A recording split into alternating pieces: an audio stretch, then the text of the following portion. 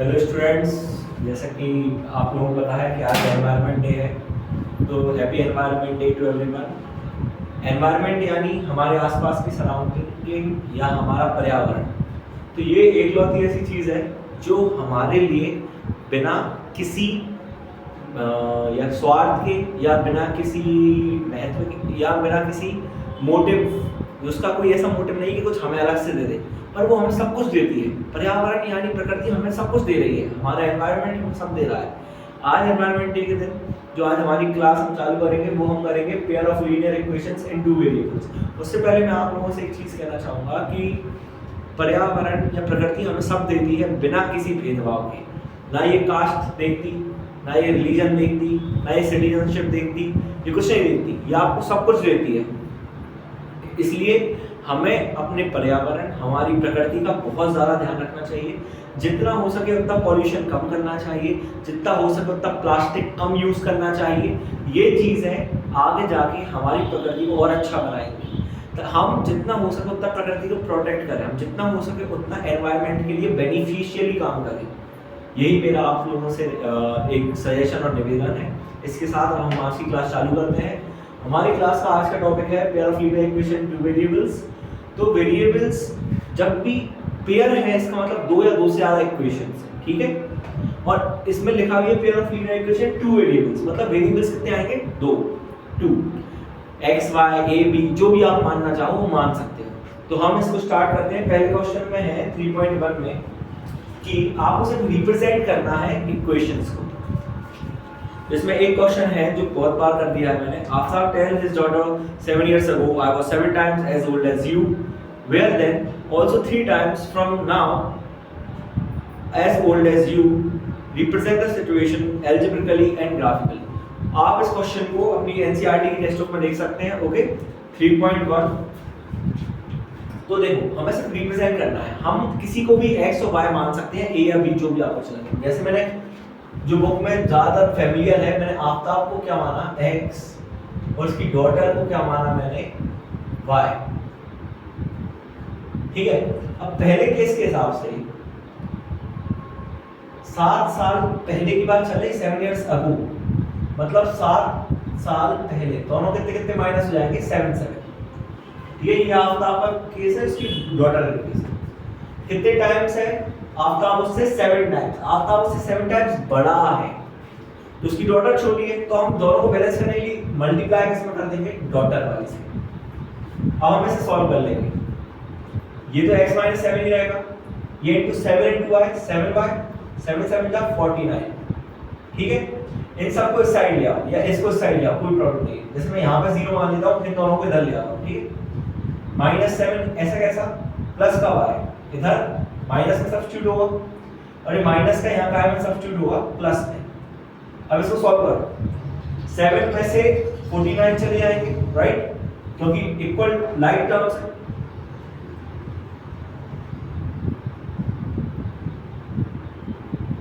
ये आपकी पहली इक्वेशन बन गई। आप चाहो तो इस साइड ही भेज सकते हो अगर आपकी इच्छा हो तो, नहीं तो ये इस वाले फॉर्म में है ax + by + c = 0। ये हमारी इक्वेशन का फॉर्म होता है। इसमें आ गई। अब हम सेकंड कंडीशन देखते हैं। सेकंड कंडीशन में कहा था आज से 3 साल बाद मैं तुमसे 3 गुना हो जाऊंगा। तो पहले 3 साल बाद करो। आफ्ताब को 3 साल प्लस कर दिया, उसकी बेटी को 3 साल प्लस कर दिया। अब ये कितने गुना हो रहा है? 3 गुना। तो इसकी बेटी में कितने का मल्टीप्लाई कर दिया? 3 का। तो ये 3y और 3 3 जा 9, x + 3। अब ये इस साइड आ जाएंगे, सब्स्टिट्यूट होंगे। इसका बचेगा, मैं यही लिख देता हूं ताकि यही आंसर आ जाए। अब तो हम प्लस माइनस कर ही सकते हैं। प्लस का 9 इधर का आएगा माइनस में, 6 में से 9 जाएंगे, कितने बचेंगे? सॉरी, 9 में से 3 जाएंगे, कितने बचेंगे? 6। और ये हमारा आ गया -6। ये हमारी वैल्यूज आ गई। कोई प्रॉब्लम? और मैंने यहाँ पे माइनस लगा दिया, सॉरी, माइनस में आएगी। हाँ, ठीक है। ये हमारी दो इक्वेशंस आ गई। क्वेश्चन यही बोला था कि आपको सिचुएशन को इक्वेशंस में रिप्रेजेंट करना है, तो हमने सिचुएशन को इक्वेशन में क्या कर दिया? रिप्रेजेंट। ये हमारी इक्वेशन का क्या है? फॉर्म। ये हमारा पहला सेकंड केस, ये हमारा फर्स्ट केस। ओके, जैसे अब और नेक्स्ट क्वेश्चन देख लेते हैं, हम इनका सॉल्यूशन मेथड भी देख लेते हैं, वो भी देखेंगे। पहले हम एक क्वेश्चन कर लेते हैं। जैसे एक सिंपल क्वेश्चन है, एक कोच है क्रिकेट का, he buy 3 bats and 6 balls for rupees 3,900। उसने बॉल्स और बैट बाय करे अपनी टीम के लिए कुछ अमाउंट में। तो हम देखो, जैसे बैट को मैं मान लेता हूं, बैट्स को A और बॉल्स को मान लेता हूं B। Okay, X Y A B P Q कुछ भी मान सकते हैं आप, उससे कोई प्रॉब्लम नहीं। You can suppose any of the alphabet whichever you want, that's not a problem. Okay, अब आपने देखा पहली सिचुएशन में क्या था, फर्स्ट कंडीशन में 3 bats and 6 ball. 3 bats, bats को कैसे रिप्रेजेंट किया, A से 3A प्लस कितनी बॉल्स है 6B, कितने रुपए देना पड़ रही है उसे 3,900। ये पहली कंडीशन। सेकंड कंडीशन में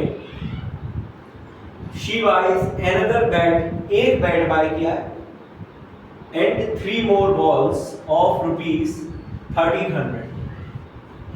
ये हमारी दोनों इक्वेशन बन गई, बहुत सिंपल सा काम है। ठीक है, ये हमारा पहले इक्वेशन बनाने का। तो आपको जो भी क्वेश्चन आए उस हिसाब से आप इक्वेशन बना सकते हैं। ठीक है, आपको वर्ड प्रॉब्लम आए उसकी जो इंग्लिश में आया या हिंदी में आया उसको समझो, उसको क्रोनोलॉजी को, और उस हिसाब से बना दो इक्वेशन बस। अब अपन देखते हैं इक्वेशन को सॉल्व करना। सॉल्व करने के लिए 3 मेथड, मैं तीनों के नाम यहां पे लिख देता हूं। पहला मेथड है सब्स्टिट्यूशन, दूसरा है एलिमिनेशन, और तीसरा है क्रॉस मल्टीप्लाई। अब खुशी की बात यह है कि आपके लिए क्रॉस मल्टीप्लाई हट गया सिलेबस से, कांग्रेचुलेशन। ठीक है, और अब क्रॉस मल्टीप्लाई हट गया तो हमारे पास एक और जो था वो मैंने लिखा नहीं, वो है ग्राफिकल। तो अब आपके लिए सिर्फ ये 3 काम के हैं, सब्स्टिट्यूशन, एलिमिनेशन, ग्राफिकल। हम तीनों मेथड सीख लेते हैं किसी भी इक्वेशन को लेके। अब जैसे हाँ, इससे पहले हमें एक चीज और चेक करना है कि कंसिस्टेंट और इनकंसिस्टेंट पेयर कौन सा है इक्वेशन का। तो देखो, इक्वेशन का फॉर्म मैंने आपको बता ही दिया, ax + by + c। ठीक है, अब हम इस हिसाब से चेक कर लेते हैं कि कौन सा पेयर कंसिस्टेंट आएगा, इनकंसिस्टेंट आएगा। अब कंसिस्टेंट और इनकंसिस्टेंट का मतलब भी समझ लो। कंसिस्टेंट मतलब जिसका आंसर आएगा, इनकंसिस्टेंट मतलब जिसका आंसर नहीं आएगा। नहीं आएगा का मतलब वहां पर लाइन कैसी आएगी, पैरेलल लाइन आएगी या कोइंसिडेंट लाइन आएगी। ठीक है, पैरेलल या कोइंसिडेंट मतलब उनका जो आंसर्स आएगा जब आप उसको ग्राफ पे प्लेस करोगे, तो मैं यहाँ पे कर देता हूँ। जब भी आप, जैसे ये ग्राफ है, जब उनका आंसर आएगा आप ग्राफ पे प्लेस करोगे तो लाइन या तो एक के ऊपर एक आ जाएगी, वो कंडीशन है कोइंसिडेंट लाइन की, या फिर क्या होगा कि वो लाइन पैरेलल आ जाएंगी और कहीं पर क्रॉस ही नहीं करेंगी। ठीक है, तो ये दोनों किस में आते हैं, इनकंसिस्टेंट में। कंसिस्टेंट यानी इंटरसेक्टिंग लाइन, मतलब पहली लाइन ऐसी आ जाएगी, दूसरी कहीं से भी जाके उसे क्रॉस कर देगी और हमें एक एग्जैक्ट आंसर देगी। ये है 3 कंडीशंस। आ गई आपको बात समझ?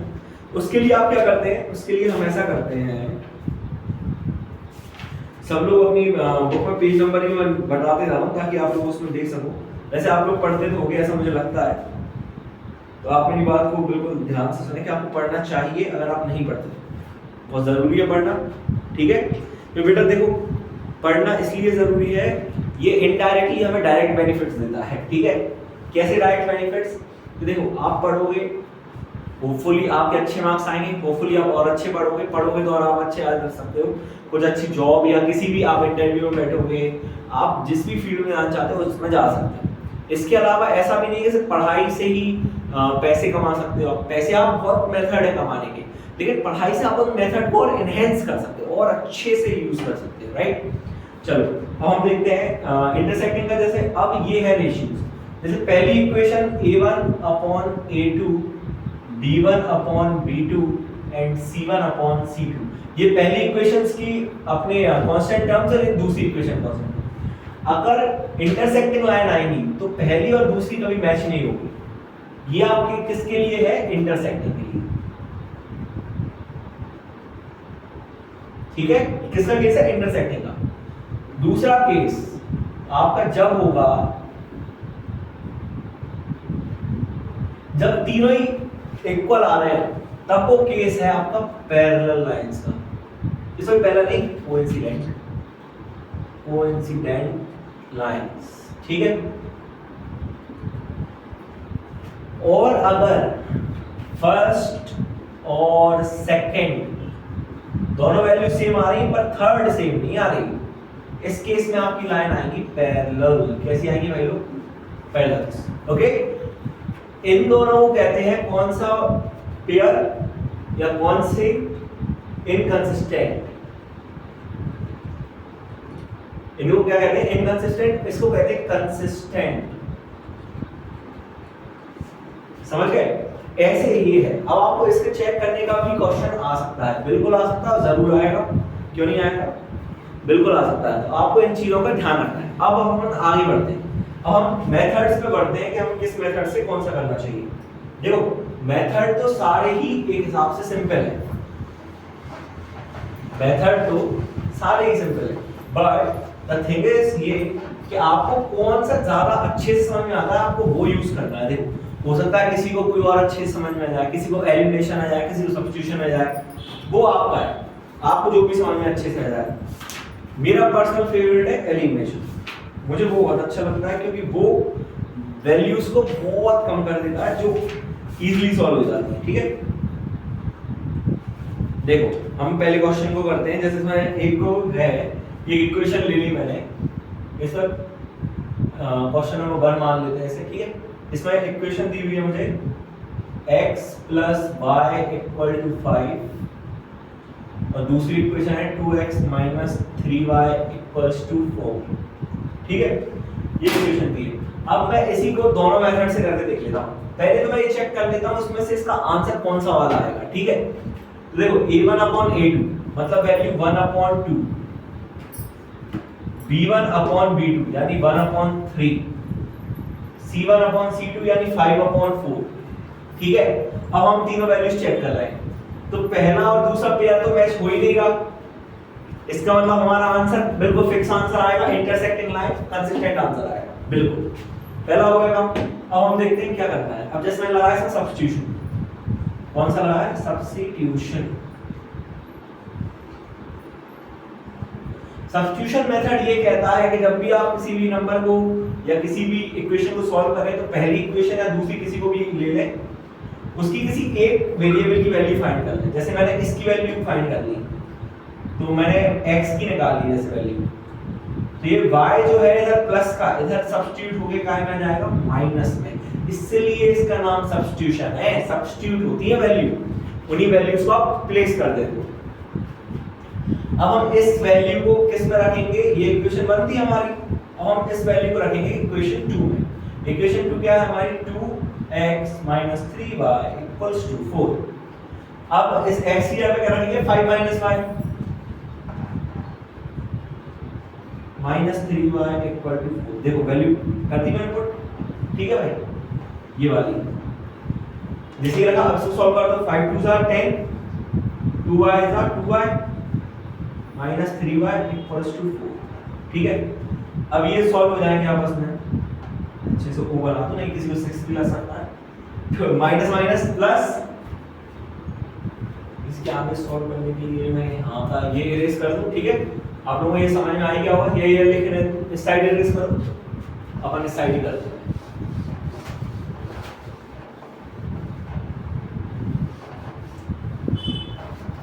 ठीक है। अब देखो, जैसे मैं इसे करूंगा तो ये आएगा 10 माइनस माइनस प्लस, माइनस के 5y = 4, ठीक है। प्लस का 10 इधर क्या में आएगा? माइनस में। 4 - 10 कितने बचे? 6 माइनस के माइनस का 5 है इनटू का यहाँ का में आएगा डिवाइड। ये आ गई हमारी पहली वैल्यू, माइनस से माइनस कैंसिल, ठीक है। अब हम इस वैल्यू को ले जाके किसी में भी रख देंगे, हमारी x की वैल्यू ले जाएगी। मैं पहले वाले में रख देता हूँ, x + y = 4 यानी x + 6/5 = 5। ये प्लस का इधर का में आएगा माइनस में, वेरी गुड, 5 - 6/5। एलसीएम लेंगे कितना आएगा, और नीचे 1, तो यहाँ पे टोटल कितना आएगा एलसीएम 25, 1 की जगह पर 25 25 टाइम 25, इसमें 25 क्यों आएगा 5 सॉरी 1 की जगह 5 टाइम्स 5 5 इज 25, 25 माइनस 6, x की वैल्यू आ गई हमारी 19/5, ठीक है। आ गई हमारी दोनों वैल्यू, ये y की और ये x। ये हमारा मेथड कहलाता है सब्स्टिट्यूशन। अच्छे से देख लो एक बार, मतलब हमने पहली वैल्यू किसी भी एक की निकाल सकते थे, तो ये हमारे पास है ही नहीं है, तो किसी एक को निकाल लेंगे x को या y को, फिर जो वैल्यू आएगी उसको ले जाके दूसरी इक्वेशन के x या y में सब्स्टिट्यूट कर देंगे, फिर उससे सॉल्व करके ऑटोमेटिकली एक वैल्यू एक वेरिएबल की आएगी, उस वेरिएबल को दूसरे में रखेंगे और आंसर आ जाएगा। बहुत सिंपल। डाउट हो तो इस वीडियो को रिवाइंड करके देख लेना, 2 बार में आ ही जाएगा ज्यादातर, ठीक है। अब देखते हैं हम किसी को एलिमिनेशन से, कैसे एलिमिनेशन मेथड से।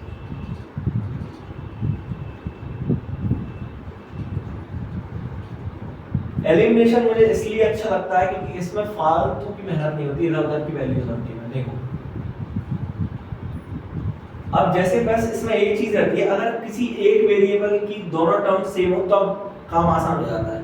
थोड़ा सा मुश्किल हो जाता है कब, जब सेम नहीं है, कोई सेम नहीं है तो बस इनटू कर दो।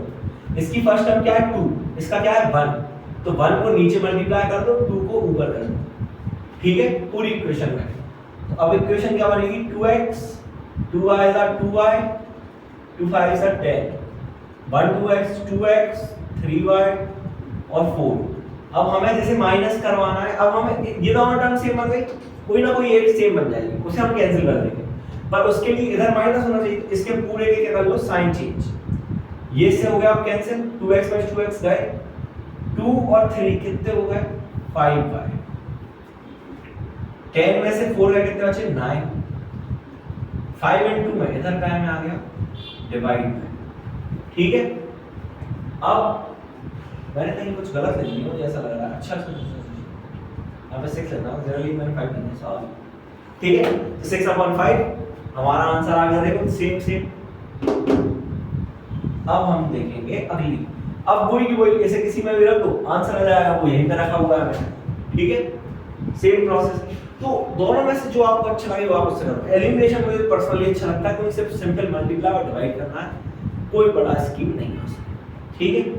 इसी को अब कर सकते हैं किससे, ग्राफिकल से। अब ग्राफिकल से कैसे करेंगे, देखो ग्राफिकल के लिए तो बिल्कुल कुछ करना ही नहीं है, इसे इरेज कर दूंगा, तब कर देता हूं।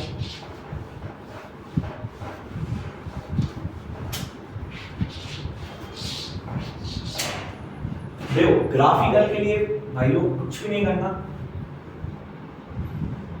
आपने छोटे में, बहुत छोटे में नहीं, मतलब छोटे में, मतलब 7th 8th में या 9th में आपको एक चैप्टर पढ़ाया होगा 9th में, से वैल्यूज पुट आउट करते हैं अपन x और y की, 4th चैप्टर है शायद, तो उससे अपन वैल्यूज निकालते थे। देखो 9th की बुक में देख के बता दे रहा कि एक चैप्टर का नाम ही बता दे किसमें लगी थी हमें,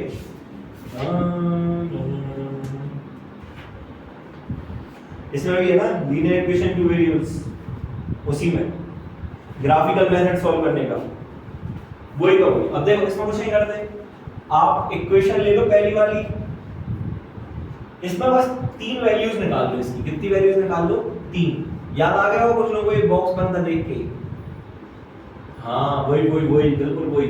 हाँ अब देखो x और y की वैल्यू निकालनी है बस आपको, कैसे निकालेंगे, किसी भी एक की कुछ मान लो, जैसे मैंने x की जगह रखा 0, ठीक है, थोड़ा ब्रैकेट सही बना लो, देखना चाहिए, ठीक है, तुम लोगों को दिख जाएगा, कैमरे में भी देखना चाहिए, ठीक है 0।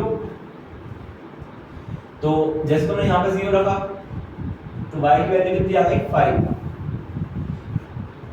अब एक बार जैसे मैंने यहाँ पे 1 रखा, अब आपको सॉल्व करने की मान लो यहाँ 1 रखा, प्लस करना टाइम आएगा माइनस में, 1 रखने पर कितनी आ रही 4, ऐसे 2 रखा प्लस का माइनस में कितनी आ रही 2 में 3। ये पहला बन गया, ये इक्वेशन 1 का हो गया। इक्वेशन 2 के लिए इक्वेशन 2 को लिख लो, अब कुछ मान लो वैल्यूज,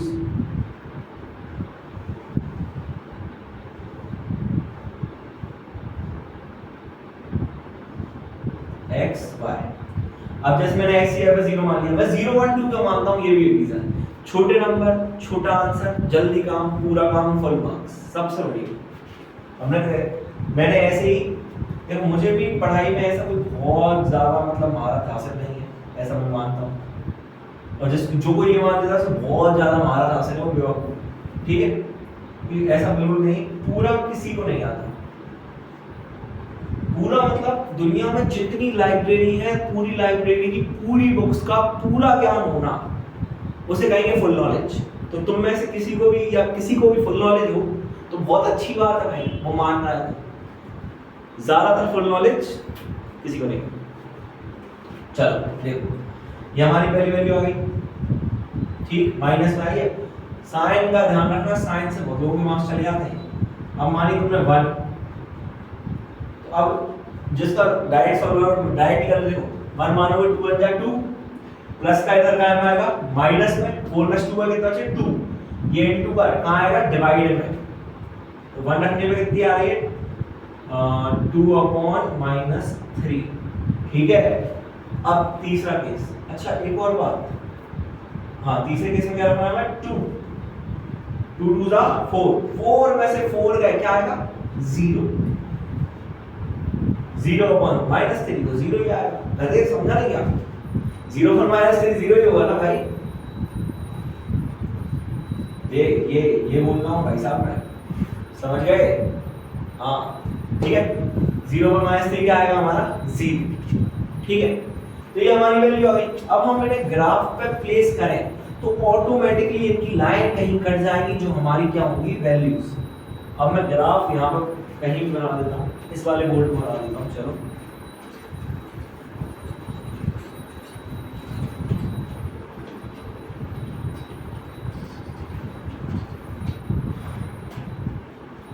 जब आप लोग वीडियो देखें तब आप है ना वीडियो की स्पीड बढ़ा लिया कीजिए, जहाँ आपको लगे कि मैं बहुत ज़्यादा धीरे धीरे काम कर रहा हूँ। ठीक है, या वीडियो को थोड़ा आगे बढ़ा लीजिए करके, और बार बार भी देख सकते हैं, ये तो एक फायदा है वीडियो का। शायद इसलिए आज YouTube इतनी तरक्की कर रहा है, क्योंकि इनडायरेक्टली आजकल लोग वीडियोस के माध्यम से बहुत ज़्यादा सीख रहे हैं। देखो बेटा, पढ़ना है ना जिन्हें, उन्हें कोई नहीं रोक पाया। जिनको पढ़ना है वो सब पढ़ रहे हैं, अच्छे से पढ़ रहे हैं। जो लोग मक्कारी दे रहे हैं उनके पास सब कुछ है तब भी मक्कारी दे रहे हैं, बहुत लोग हैं ऐसे। ठीक है, और अब डिग्रियों की तो अपन क्या ही कहें, बहुत सारी डिग्रियां सिर्फ नाम की रह गई हैं। कॉलेज जाना नहीं है, कुछ करना नहीं, सिर्फ आखिरी पेपर देना है। मैं क्या बताऊँ, इतनी सारी प्राइवेट डिग्री हैं, जितनी भी प्राइवेट इंस्टीट्यूशन है वहाँ पर क्या होता है, ये हो रहा है। रेगुलर बहुत कम लगेगी। चलो अपन अपना इसी पे दिमाग लगाते हैं, टॉपिक से नहीं भटकते। 0/5 पहले का, तो 0,5 ये x होता है हमारा, ये हमारा y होता है, याद है ना सबको। ये नेगेटिव y, ये नेगेटिव x, तो 0 x का 0 का ये, y के कहाँ जाना है भाई हमें 5 पे, वो भी पॉजिटिव पे। ये पहला पॉइंट है। दूसरा 1,4, दूसरा आ गया 2,3। ठीक है, ये हमारी लाइन चली गई। ठीक है, हम इसे लंबी चौड़ी कर लेंगे जैसे हमें जरूरत लगेगी। दूसरा 0,4/3। अब ये थोड़ा दिमाग का, 3 को 4 से डिवाइड करो जरा, 3 1 जा 3, फिर 1 बचा, बिंदी लगाई 0 लगा, यानी डेसिमल, फिर आ गया 3, तो 1.33 बार आएगा, तो 1.3 पे लगा दो। ठीक है, कोई दिक्कत तो नहीं। ठीक आया 1.3, 0 ये है माइनस का, y का माइनस का ये, y का माइनस का वो भी कितना 1.3, यहाँ समथिंग पहला। दूसरा 1 का हमारा ये, इसका क्या है माइनस का 2,3, 2 और 3 से 2 को डिवाइड कर दो जरा। Very good, 0.6666, very good. तो 0.6, 0 1 और 0.6 कहाँ आएगा समथिंग यहाँ। तीसरा 2 यहाँ सम, और ये आ गया 2। अब तुम गौर से देखो, ये लाइन ऐसी बढ़ जाएगी और यहाँ पे ये लाइन यहाँ से ऐसी निकल आएगी। यहाँ पर जहां पर ये दोनों लाइन मीट हो रही हैं वो हमारा क्या होगा आंसर पॉइंट। वेरी गुड, ठीक है, समझ गए। देखो इस पॉइंट पे जो हमारी x की वैल्यू आ रही होगी वो हमारा काम कर देगी, जो हमारी y की आ रही होगी वो हमारा काम कर देगी। ये एक तरीका है आंसर निकालने का इस केस में। ठीक है भाई लोग, कोई दिक्कत? ये तीनों मेथड थे, आप तीनों मेथड्स का यूज करके अपने आंसर्स निकाल सकते हैं। होप आप लोगों को समझ में आया होगा। अच्छा लगा तो लाइक करिए, नहीं लगा तो ना भी करिए, कोई दिक्कत नहीं। मैं तो मेरा काम कर रहा हूँ, आप अपना काम कीजिए, बिल्कुल पढ़ाई कीजिए। और आप सभी से मेरा यही एक सजेशन है, देखो पढ़ना तो तुम्हें पड़ेगा भाई। अगर तुम्हें पढ़ना है तो पढ़ना तो पड़ेगी, अगर तुम्हें नहीं पढ़ना है तो कोई बात ही नहीं। आसान काम सबसे अच्छा होता है छोड़ दो, सबसे आसान काम है छोड़ना। ये कोई चीज़ को पकड़ लिया तो देखो वो मेहनत तो मांगेगी। मैंने कहीं पढ़ा था अभी कि दो चीज़ों में आप ऑप्शन, हर चीज़ में आपके पास आता है, दो ऑप्शन है आपके पास, पेन ऑफ गिल्ट या पेन ऑफ डिसिप्लिन। आपके ऊपर है, आपको कौन सा चाहिए, गिल्ट का पेन चाहिए कि डिसिप्लिन का पेन। अगर डिसिप्लिन का पेन लिया तो फायदे हर जगह देगा, भले ही वो दर्द देगा कि यार, जैसे मैं एग्जांपल के लिए मैं थोड़ा जिम वाले हूँ, मैं भी थोड़ा जिम वाले जाता हूँ। ठीक है, तो जैसे अगर आप एक कंसिस्टेंटली आपको बॉडी मेंटेन करनी है, ठीक है, तो आपको क्या क्या ध्यान रखना पड़ेगा कि यार मुझे ये नहीं खाना, मुझे इतना पानी पीना है, इतना प्रोटीन कंजप्शन होना चाहिए मेरा, मुझे इतना कम फैट खाना है, थोड़ा ये ज़्यादा खाना है, इतनी वर्कआउट करना है, वर्कआउट में ये एक्सरसाइज करना है, ये रिजीम फॉलो करना है। बहुत सारी चीज़ें हैं कि नहीं, बहुत सारी चीज़ें हैं ना। अब इसी में ये पेन ऑफ डिसिप्लिन है, क्योंकि ये सब आपको ध्यान रखना है, इसलिए ये कहा में आएगा पेन ऑफ डिसिप्लिन। पर यही सब बातें आप ना करो, अब आपकी बॉडी में बीमारियां हैं, अब आपको ये भी समस्या है कि आप ओवरवेट हो या लेस वेट कैटेगरी में हो, या आप अंडर वेट हो या ओवर वेट हो, या आपकी थोड़ी मसल्स में प्रॉब्लम है, आपको पेन होते रहता है, आपकी बॉडी में स्ट्रेंथ नहीं है, स्टेमिना नहीं, ये किस वजह से? Pain of guilt. तो आपके ऊपर है, पेन ऑफ डिसिप्लिन चाहिए या गिल्ट चाहिए? गिल्ट चाहिए तो वो तो बिना कुछ करे मिल ही जाएगा। डिसिप्लिन लोगे पेन तो आएगा, लेकिन वो फायदा बहुत देगा। ठीक है, तो hope you all understand it. ठीक है, now the class is going to be completed. The topics that we have read today is graphical method, elimination method, substitution method. Practice them. कोई डाउट हो तो पूछिएगा, ठीक है, और best of luck everyone, have a nice day.